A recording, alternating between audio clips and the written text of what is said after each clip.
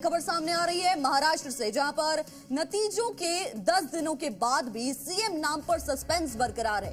BJP high command Maharashtra में राजस्थान और मध्य प्रदेश वाला फॉर्मूला लागू कर सकती है। और आपको बता दें, यानी इसका मतलब ये है किसी नए चेहरे को मुख्यमंत्री बनाया जा सकता है। और यही वजह है कि महाराष्ट्र में फडणवीस के सीएम चेहरे को लेकर भी तस्वीर अब तक साफ नहीं हो पाई है। कल सुबह 10 बजे बीजेपी विधायक दल की बैठक होने वाली है। तो वहीं बीजेपी ने पर्यवेक्षक भी नियुक्त कर लिए हैं। विधान भवन के सेंट्रल हॉल में इस बैठक का आयोजन किया जाएगा और दावा है कि विधायक दल की इसी बैठक में सीएम का नाम तय होने वाला है। तो वहीं शिवसेना के एकनाथ शिंदे और एनसीपी के अजित पवार ने पहले ही ये स्पष्ट कर दिया है कि मुख्यमंत्री का फैसला बीजेपी आला कमान करेगा। शिंदे ने कहा कि वो पीएम नरेंद्र मोदी, गृह मंत्री अमित शाह और बीजेपी अध्यक्ष जेपी नड्डा के फैसले का पूरी तरह से समर्थन करते हैं।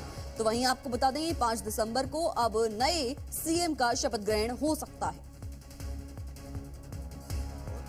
हमारी अड़चनी क्या होती है कि हमने इधर से 9 लिखा तो सामने वाला उधर से 6 पड़ता है।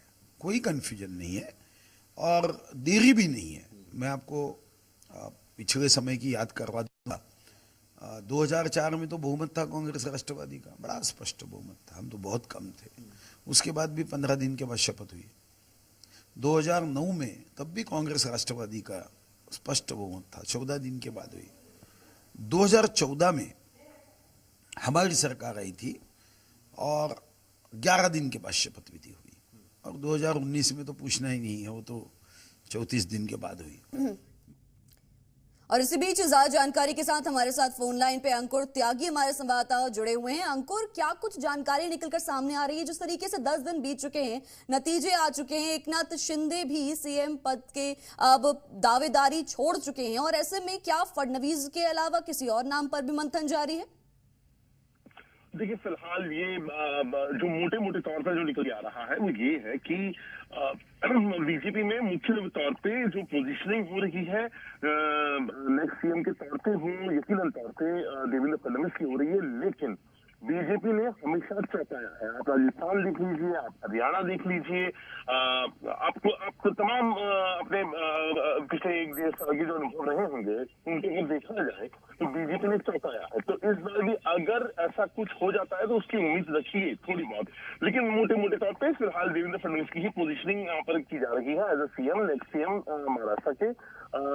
उम्मीद है कल जब विधायक दल की बैठक सुबह 10 बजे बैठेगी, निर्मला सीतारमण और विजय रूपाणी, ये 2 लोग आ रहे हैं ऑब्जर्वर बनकर। उसके बाद मुझे लगता है 11 बजे तक ये स्थिति क्लियर हो जाएगी कि बीजेपी की तरफ से मुख्यमंत्री पद का दावेदार कौन है। जी, बहुत बहुत शुक्रिया अंकुर, आपका तमाम जानकारी के लिए, हमारे साथ जुड़ने के लिए। और कल विधायक दल की बैठक होने वाली है, कल तय हो जाएगा कि सीएम का फेस कौन होने वाला है। कोई नाराजी नहीं है। माननीय एकनाथ जी शिंदे साहब 4-5 दिन से बीमार थे, इसलिए मैं तबियत की पूछताछ करने यहाँ पर उनके घर आया था। फिर भी 1 घंटा सवा घंटा हम लोग साथ में बैठे, अभी बातचीत हमारी वहाँ पर हुई है। 5 तारीख की तैयारी के बारे में भी उन्होंने मुझसे कुछ बातें की, मैंने भी उनसे कुछ कहा होगा करा, क्योंकि बाहर ही नहीं आए थे। तो मुझे ऐसा लगता है कि 5 तारीख का कार्यक्रम हमारा ऐतिहासिक कार्यक्रम ऊपर होगा।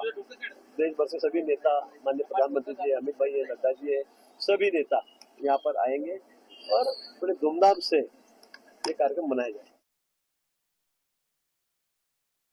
तो वहीं महाराष्ट्र में शपथ ग्रहण की तैयारी शुरू हो चुकी है। देखिए हमारे संवाददाता अंकुर त्यागी की एक खास रिपोर्ट।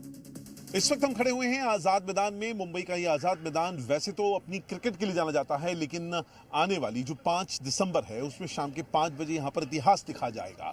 मैं जिस जगह पे खड़ा हुआ हूँ यहाँ पर ही आजाद मैदान पे आप इस वक्त जो देख रहे हैं, तैयारियां शुरू हो गई हैं। महाराष्ट्र विधानसभा के चुनाव और चुनाव के बाद नतीजों के बाद बीजेपी और महायुति को जो बम्पर सीट्स यहाँ पर मिली हैं, उसके बाद अब यहाँ पर शपथ ग्रहण समारोह की तैयारियां शुरू हो गई हैं। इस वक्त आप देख सकते हैं काफी बड़ा ये मैदान है। पीछे आपको पृष्ठभूमि में आपको 150 साल से भी पुरानी इमारत जो इस वक्त दिखाई दे रही होगी छत्रपति शिवाजी टर्मिनस की, उसके ठीक बिल्कुल बगल में सामने की रोड की तरफ ये आजाद मैदान है।